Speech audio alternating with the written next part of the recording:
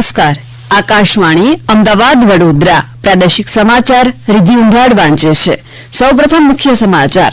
Gujarat global summit 2024ના પૂર્વાર્ધ રૂપે ગઈકાલે એક જ દિવસમાં 7,12,250 કરોડ રૂપિયાના સૂચિત રોકાણો માટેના 58 સમજૂતી કરારો પર હસ્તાક્ષર થયા. રાજ્યની 14 યુનિવર્સિટી સંલગ્ન કોલેજોમાં પ્રવેશ માટેનું દેશનું પ્રથમ common portal Gujarat common admission સર્વિસનો પ્રારંભ થયો. ગુજરાત ગૌણ સેવા પસંદગી મંડળ દ્વારા વર્ગ 3ની 4,304 જગ્યા માટે ભરતી જાહેર કરાઈ. આજથી ઓનલાઈન ફોર્મ ભરી શકાશે. અને પ્રધાનમંત્રી નરેન્દ્ર મોદી આજે દીવના ઘોઘલા બીચ પર મલ્ટી સ્પોર્ટ્સ બીચ રમતોત્સવનો પ્રારંભ કરાવશે. વિગતવાર સમાચાર. ગુજરાત ગ્લોબલ સમિટ 2024ના પૂર્વાર્ધ રૂપે ગઈકાલે એક જ દિવસમાં 7,12,250 કરોડ રૂપિયાના સૂચિત રોકાણો માટેના 58 સમજૂતી કરારો પર હસ્તાક્ષર થયા. મુખ્યમંત્રી ભૂપેન્દ્ર પટેલની ઉપસ્થિતિમાં થયેલા વિક્રમી એમઓયુમાં કેન્દ્ર અને રાજ્ય સરકારના જાહેર સાહસો NTPC, power finance corporation limited, power grid corporation limited, ONGC, HPCL, IOCL તથા રાજ્ય સરકારના સાહસો ગુજરાત ઇન્ડસ્ટ્રીયલ પાવર કોર્પોરેશન અને ગુજરાત સ્ટેટ ઇલેક્ટ્રિક કોર્પોરેશન દ્વારા પણ એમઓયુ કરવામાં આવ્યા હતા. આ ઉપરાંત પ્રતિષ્ઠિત અને અગ્રણી ઉદ્યોગ ગૃહોએ પણ આ ક્ષેત્રોમાં વિવિધ રોકાણોના એમઓયુ કર્યા હતા. આ સાથે અત્યાર સુધીમાં 234 એમઓયુ દ્વારા 12,89,000 જેટલી રોજગારીની તકો પ્રાપ્ત થવાની સંભાવના ઉભી થઈ છે. મુખ્યમંત્રી ભૂપેન્દ્ર પટેલે એક જ દિવસમાં વિક્રમી એમઓયુ થવાની આ ઘટનાને રાજ્યના ઇતિહાસમાં સિદ્ધિરૂપ ગણાવી હતી. રાજ્યની 14 યુનિવર્સિટી સંલગ્ન કોલેજોમાં પ્રવેશ માટેનું દેશનું પ્રથમ common portal Gujarat common admission સર્વિસનો પ્રારંભ થયો છે. રાજ્ય શિક્ષણ મંત્રી ઋષિકેશ પટેલે ગઈકાલે કોલેજમાં એડમિશન પ્રક્રિયા માટેના દેશના પ્રથમ કોમન પોર્ટલનો પ્રારંભ કરાવ્યો હતો. રાજ્યમંત્રી પ્રફુલભાઈ પાનસેરિયા આ પ્રસંગે ઉપસ્થિત રહ્યા હતા. આ પ્રસંગે બોલતા શ્રી ઋષિકેશ પટેલે જણાવ્યું કે દેશમાં રાષ્ટ્રીય શિક્ષણ નીતિ 2020 લાગુ કરવામાં આવી છે, જેની વિવિધ જોગવાઈઓના પગલે તૈયાર કરાયેલ આ સોફ્ટવેર અંતર્ગત એક જ છત્ર હેઠળ arts, commerce, science, rural studies અને અન્ય તમામ વિદ્યાશાખાઓની સાંકળી લઈને એડમિશનની પ્રક્રિયા સરળ બનાવવામાં આવી છે, જેને પગલે હવેથી રાજ્યની 14 યુનિવર્સિટીઓ સંલગ્ન સરકારી અનુદાનિત સ્વનિર્ભર 2,343 જેટલી કોલેજના 7.50 લાખથી વધુ વિદ્યાર્થીઓ પ્રવેશ માટે એક જ પોર્ટલ ઉપર અરજી કરી શકશે. www.gks.guj.gov.edu.in પોર્ટલ પર માત્ર સ્નાતક કક્ષાના જ નહીં પરંતુ અનુસ્નાતક તેમજ પીએચડીના વિદ્યાર્થીઓ પણ રજીસ્ટ્રેશન કરી શકશે. આ પોર્ટલ અંગ્રેજી અને ગુજરાતી બંને ભાષાઓમાં ઉપલબ્ધ રહેશે. પ્રવેશ માટેની રજીસ્ટ્રેશન ફી ₹300 ઓનલાઈન ભરવાની રહેશે. ગુજરાત ગૌણ સેવા પસંદગી મંડળ દ્વારા વર્ગ 3ની 4,304 જગ્યા માટે ભરતી જાહેર કરાઈ. આજથી ઓનલાઈન ફોર્મ ભરી શકાશે. ગુજરાત ગૌણ સેવા પસંદગી મંડળ દ્વારા વર્ષ ગ્રુપ 3માં ગ્રુપ એ અને ગ્રુપ બીની 4,304 જગ્યાઓ માટે ભરતીની જાહેરાત કરાઈ છે. ભરતી અંતર્ગત 2,018 જગ્યાઓ પર જુનિયર ક્લાર્ક, 532 સિનિયર ક્લાર્કની ભરતી કરાશે. ઉપરાંત કલેક્ટર કચેરીમાં 590 જુનિયર ક્લાર્કની ભરતી કરાશે. આ ઉપરાંત હેડ ક્લાર્ક, ગૃહપતિ સહિત 18 સંવર્ગો માટે પણ જગ્યાની જાહેરાત કરાઈ છે. ઉમેદવારો આજે બપોરે 2 વાગ્યાથી ઓજસ વેબસાઇટ પર ઉમેદવારી પત્રો ભરી શકશે. ઉમેદવારી પત્રો ભરવાની અંતિમ તારીખ 31 જાન્યુઆરી છે. કેન્દ્ર શાસિત પ્રદેશ દીવના ઘોઘલા બીચ પર આજથી મલ્ટી સ્પોર્ટ્સ બીચ રમતોત્સવનો પ્રારંભ થશે. પ્રધાનમંત્રી નરેન્દ્ર મોદી વર્ચ્યુઅલ માધ્યમથી આ રમતોત્સવનું ઉદઘાટન કરશે. કેન્દ્રીય રમતગમત મંત્રી અનુરાગ ઠાકુર આ પ્રસંગે ઉપસ્થિત રહેશે. આ રમતોત્સવમાં beach volleyball, beach pencak silat, beach football, beach kabaddi, beach boxing, રસ્સાખીંચ, બીચ મલખાંબ તથા સમુદ્ર સ્વિમિંગ જેવી 8 રમતો સામેલ કરાઈ છે. આ રમતોત્સવમાં વિવિધ રાજ્યોના 1200થી વધુ ખેલાડીઓ ભાગ લેશે. આવતીકાલથી શરૂ થતા રમતોત્સવનું 11 જાન્યુઆરીએ સમાપન થશે. આ સમાચાર આપ આકાશવાણીના અમદાવાદ વડોદરા કેન્દ્ર પરથી સાંભળી રહ્યા છો. વધુ સમાચાર આપ અમારી વેબસાઇટ newsonair.gov.in/ગુજરાતી પર વાંચી શકશો. પ્રધાનમંત્રી નરેન્દ્ર મોદીના નેતૃત્વ હેઠળ શરૂ થયેલ વિકસિત ભારત સંકલ્પ યાત્રા સરકારની જનકલ્યાણકારી યોજનાઓ ઘર ઘર સુધી પહોંચાડવા માટે જિલ્લામાં પરિભ્રમણ કરી રહી છે. અમારા ભાવનગરના પ્રતિનિધિ સુરેશ ત્રિવેદી જણાવે છે કે આજે તળાજા તાલુકામાં ભદ્રાવડ 3, પિંગળી, નીચા કોટડા, જૂના જાડિયા અને ધ્રુપકા તેમજ રોહિશાળા અને ગાંડોલ ગામે વિકસિત ભારત સંકલ્પ યાત્રાના રથ થકી લોકો અનેક યોજનાઓનો લાભ લેશે.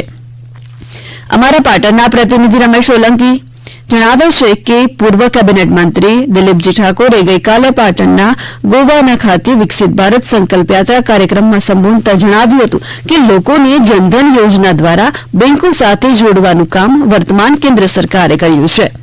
કેન્દ્રીય રેલવે અને ટેક્સટાઇલ રાજ્યમંત્રી દર્શનાબેન જરદોશની અધ્યક્ષતામાં આજે સવારે 11 વાગ્યે ઓલપાડ તાલુકાના શેરડી ગ્રામ પંચાયત ખાતે વિકસિત ભારત યાત્રા કાર્યક્રમ યોજાશે, જેમાં વિવિધ યોજનાના લાભાર્થીઓને લાભો અર્પણ કરાશે.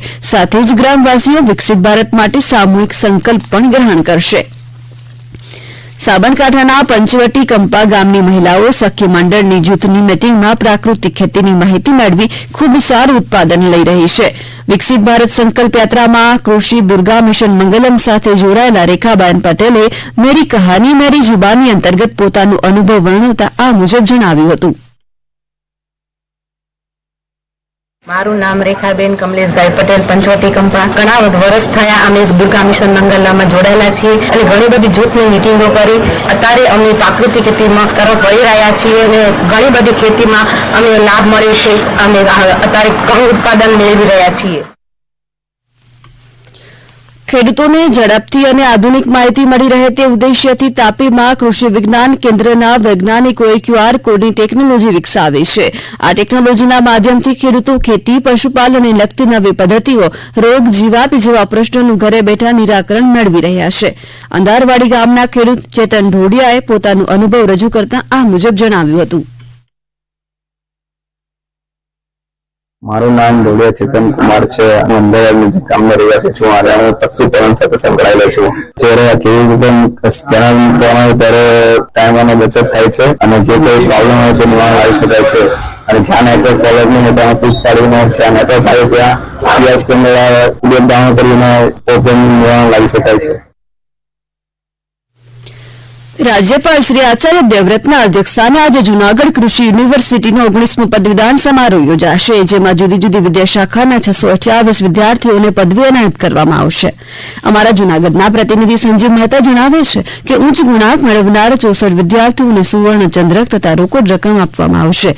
આ સમારોહમાં અખિલ ભારતીય કિસાન સંઘના સહસંગઠન મંત્રી શ્રી ગજેન્દ્રસિંહ દીક્ષાંત પ્રવચન આપશે. રાજ્યપાલ શ્રી પદવીદાન સમારોહમાં ઉપસ્થિત રહ્યા બાદ બપોરે 2.5 કલાકે બિલખા ખાતે વિકસિત ભારત સંકલ્પ યાત્રાના કાર્યક્રમમાં સહભાગી બનશે.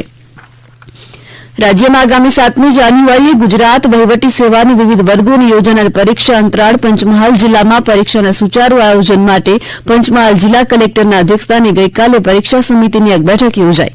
આ બેઠકમાં પરીક્ષા કેન્દ્રો, બેઠક વ્યવસ્થા, સ્ટાફ વ્યવસ્થા, વીજ પુરવઠો, બસ સુવિધા, સલામતી વ્યવસ્થા સહિત વિવિધ મુદ્દે ચર્ચા કરાઈ. અમારા પંચમહાલના પ્રતિનિધિ વિપુલ પુરોહિત જણાવે છે કે 7મી જાન્યુઆરીએ પંચમહાલ જિલ્લાના કુલ 23 પરીક્ષા કેન્દ્રો અને 233 બ્લોક પર યોજાનાર આ પરીક્ષામાં કુલ 5570 ઉમેદવારો પરીક્ષા આપશે.